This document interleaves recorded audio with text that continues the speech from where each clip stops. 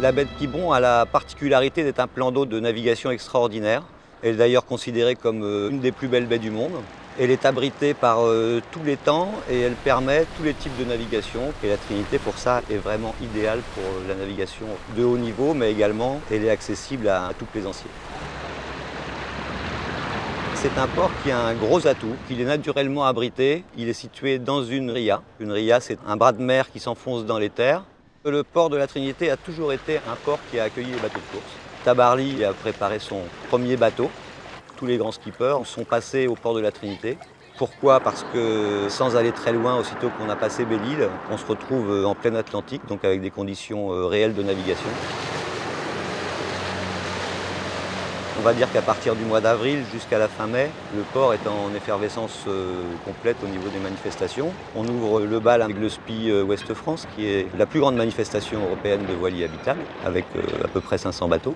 Je ne pense pas qu'on aurait pu organiser et faire grandir une telle manifestation ailleurs.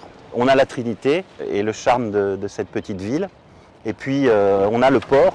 Ça nécessite toute une logistique en termes d'équipement, de services pour gruter les bateaux, les accueillir. Les gens viennent voir ici à la Trinité des bateaux et c'est ici un concentré de beaux bateaux.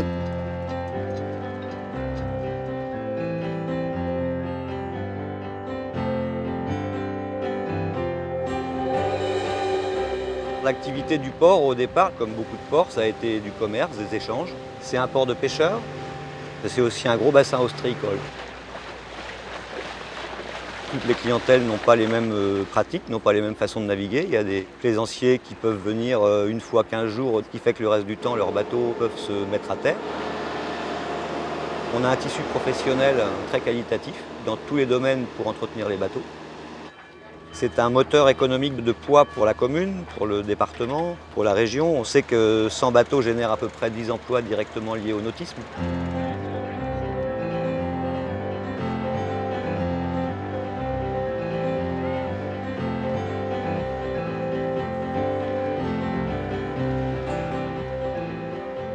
Port Aliguin est un port à l'extrémité de la presqu'île de Quiberon. C'est un port à activité principalement sur la plaisance, mais qui accueille aussi une vingtaine de bateaux de pêche et des navires passagers. Port Aliguin est un port familial, un port fréquenté par les débottes, les bateaux qui naviguent à la journée. Il est très bien situé. Il est sur les routes de croisière longue durée des bateaux qui longent la côte atlantique. C'est la position géographique de Port Aliguin qui permet donc cette activité importante en termes de passages et de bateaux visiteurs. C'est un port qui s'est développé autour d'un vieux port qui était un port de pêche traditionnel de la fin du XVIIIe. Vous avez un vieux port, vous avez des bassins à flot pour de la plaisance moderne avec des voiliers dernier cri. Port Aliguin Quiberon manutentionne des bateaux toute l'année avec une équipe au service des usagers.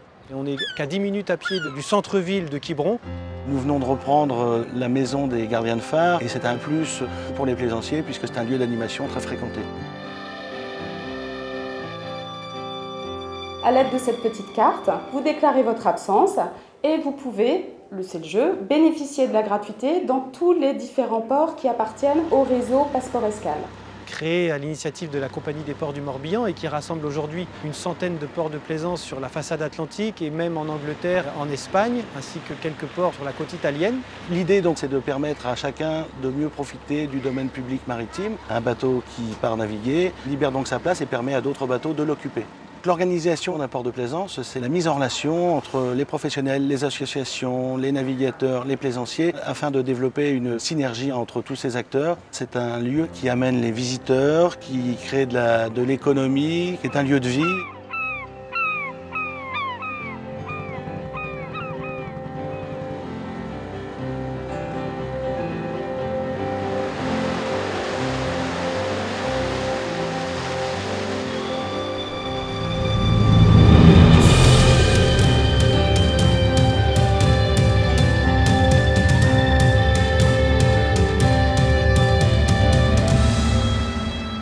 C'est une petite île qui se trouve dans le sud du Morbihan, 90 habitants l'hiver et l'été on est à peu près 1200-1300. On a le port derrière moi qui est le port de l'Argol, un port, c'est vraiment le port d'entrée de l'île avec la plaisance, le commerce et aussi bien sûr la pêche.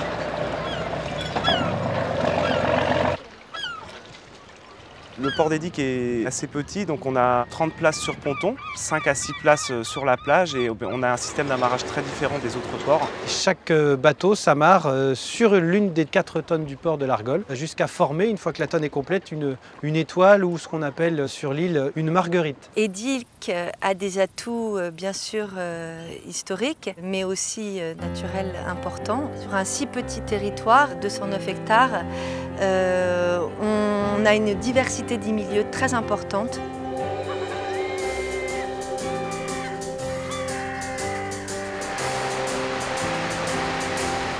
Le port d'Edic a bénéficié d'un investissement important, c'est un ponton. Il accueille à la fois des plaisanciers en escale, il accueille aussi des pêcheurs. Ça permet à l'île de continuer à évoluer tout en restant elle-même, tout en gardant son cachet.